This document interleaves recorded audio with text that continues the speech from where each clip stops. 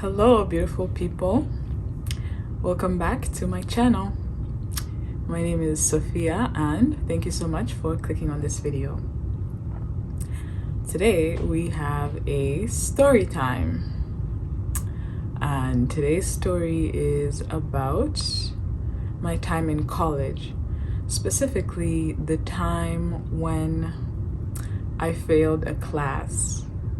And I want to share this for anyone who's currently in college or who has classes or high school, whatever, or who is in the system of education.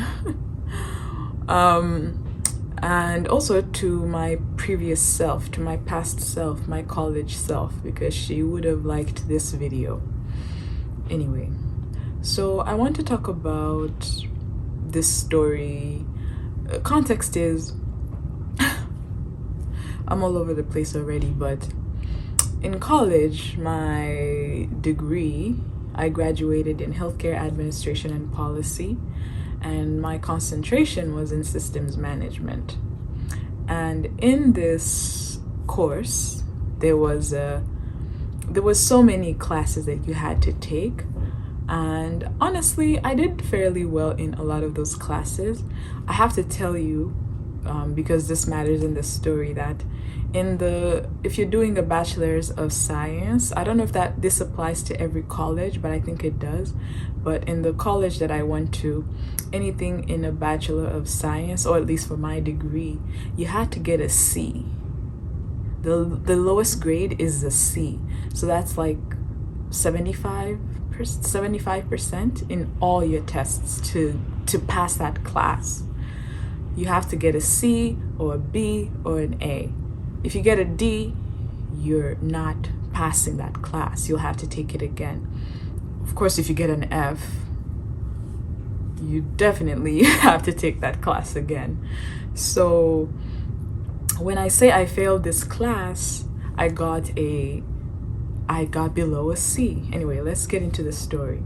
So there are so many classes, and there's this one class, healthcare IT, and this class gave me a hard time, a very hard time. And there was a lot of, I think there was people, because we had two different concentrations. There were people who, I think their concentration was informatics, and those are more like the techie people, or I don't know, but I know that systems management did not have too many science or math related things. Okay, it was more theory, critical thinking, and all of that. But I know that both people who were doing informatics and systems management had to take this class, this healthcare IT, to pass the course. So this class gave me a hard time, if I'm being honest, a very hard time. But also I want to be honest that I think I attended class once, and everything else I was getting from like other students, because I think it was a hybrid course, if I remember right. So there was things that were online, but you also had to show up in person every week, and the other class was online, if I remember right. I think I don't know, but I just want to say that I did not attend all the classes. So if you're a person who is not fully attending your classes and you're not passing them, that might be why you're not passing them, but that's besides the point. I took this class, and it was a hard one, of course. I guess it was hard because I was not attending, but the one or two times that I attended, I did not understand anything, and I deemed myself, I don't want to say dumb, but I was like, what's the point of coming to class if I don't understand things? So I just, had a group chat with a few of my friends who attended, and then they'll tell me what happened in class. And we had weekly assignments, and they would help me, and we would work together in weekly assignments. I also had friends who had taken the class before, so they had helped me with their homework. I mean, the class wasn't exactly the same, but they helped me with their previous projects to help me in this semester, whatever. Anyway, the end of the term comes and grades come out, and I get a C minus. So in my head, I'm so happy. I'm like, oh my God, this class was so hard. I got a C minus. That is something. Like, I thought I was gonna fail this class. So in college, if you're in the process, you do go to your advisor, and then they come up for you sign up for classes for your next semester. And I needed, I think I had maybe 6 classes left. Like, I was a full-time student. Every single semester I did 18 credits. 18. Like, I think there was one semester where I did 15, but I was full-time and I had a lot of classes, and I was also working because I wanted to be done. I felt like I was so old. I don't know why I even thought that. I was only 24, 23. But when you're with youngins, 18-year-olds, 19-year-olds, you kind of feel old. But now in hindsight, I'm like, I was not old at all, because we had older students who were in their 40s, people who had kids who were taking these classes. So I don't know why I shamed myself. But I just wanted to say that I go to my advisor. My advisor was, I had taken some of her classes, but there were classes that everyone avoided because she was very strict. She was no BS kind of professor. Attendance is definitely graded. She knew everyone in her classes. Like, if you skipped, you better have a reason for that. Her presentations, like when you're presenting in class, she would ask you the toughest questions. So she would make you prepare really hard for her classes. She would randomly pick on you in class to answer things. You don't have to raise your hand.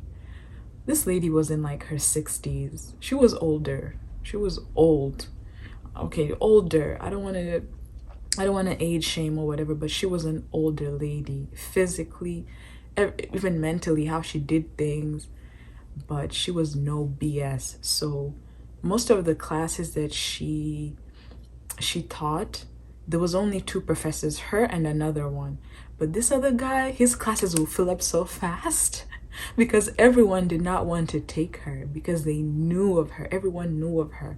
So it happened to me that so many times I signed up kind of late for my classes or not early enough that I always ended up in her class. Like, I think I took 3 different classes with her, and there were some classes where she was the only one who taught them, so you gotta deal with her. But I don't want to say she was a bad person, but she was strict, no BS. Anyway, she was my advisor as well. So I go in and we're planning for the next semester, and she's writing down all my classes. Oh, you're doing healthcare politics, or you have healthcare ethics. And then she says, you have healthcare IT. And I was like, but I just did IT. Like, I did IT in whatever. I was like in like my spring semester. And I had taken it like maybe 2 semesters before something, but she wrote it down as a class I had to take. And I was like, I already took that. And I got a C, and I know we need a C in our course. And she was like, yeah, you got a C minus. So that means you're gonna have to take it again. I remember myself in her office, like, tears, they started coming. Tears started running down, like, what? I have to take that class again? I barely made it. I barely got that C minus. And she was like, yeah, you have to get a C or a C plus. A C minus means you gotta do the class again. Yo, I wanted to fight so bad. Like, the tears were running down. She's like, Sophia, I don't want to see any tears. I don't want to see any tears. I remember that reaction so vividly. I don't want to see any tears. You will take the class again and you will be fine. I was like, I felt like that was cold in the moment. Like, I was like, damn, this lady did not even let me cry. I was like, bro, I have to pay for these classes. Like, everything in my head was like, man, I struggled to make it in that class and I have to do it again. And it was a core class. You don't graduate without it. Man. Anyway, I got them. I get my things and I leave her office, man. I was sad. I definitely bawled on my way to my car, like, man, I'm gonna have to take this class. But anyway, the next semester comes, I take the class. It was just as hard. Different, same material, but the class was just still hard. But also I had told myself it's a hard class. This story has a few lessons in it. The first thing is that what you say is hard is going to be hard, because you're not even going to open yourself up to learning or just being a student. You've deemed it hard, so it is. The second lesson is, if you're cutting your classes, if you're not doing your best, don't be surprised with the outcome. And that goes for anything. That goes for school, for your life, for the people in your life. If you're not investing enough time, enough energy, don't be surprised when you see things not, you know, giving the way you want them to give.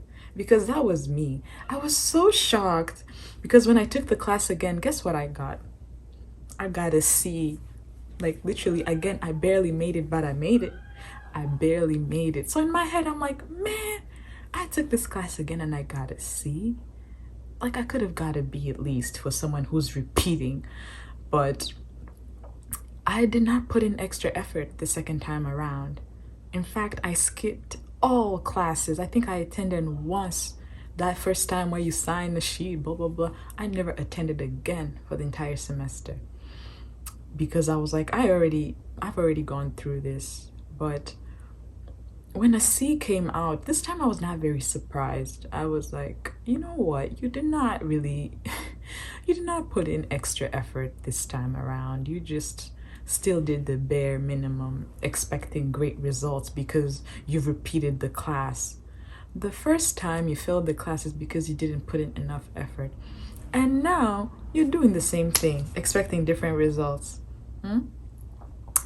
That was a lesson for me. And I talk about this story because I recently was telling it to my mom and I was like, I need to record this story for people who are in college.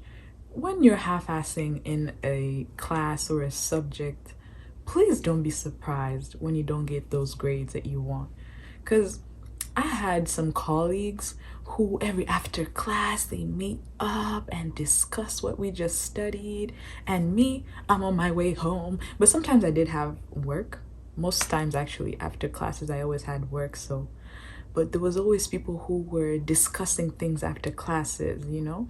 And those guys had different grades.